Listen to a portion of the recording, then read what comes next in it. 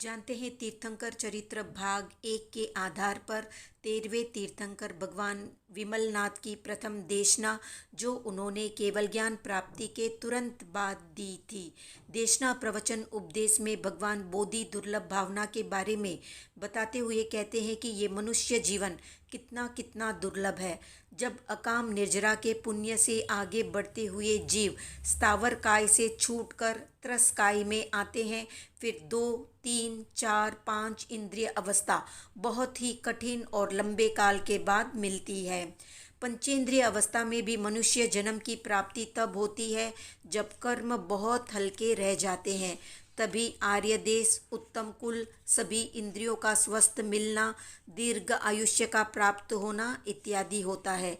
जिनके इससे भी ज़्यादा पुण्य का उदय होता है, उन्हीं को सुगुरु या सच्चे गुरु का सानिध्य प्राप्त होता है और शास्त्र श्रवण का योग मिलता है, अनुकूल माहौल मिलता है। और जब इससे भी अधिक किसी के पुण्य का उदय होता है तो उनकी फिर धर्म में श्रद्धा होती है।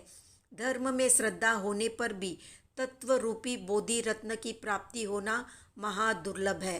धर्म में श्रद्धा होना, रुचि होना और आचरण में उसको उतारना महान पुण्य उदय और कर्म निर्जरा का सबूत है, क्योंकि बिना पुण्य के धर्म में श्रद्धा, रुचि, आचरण नहीं होता।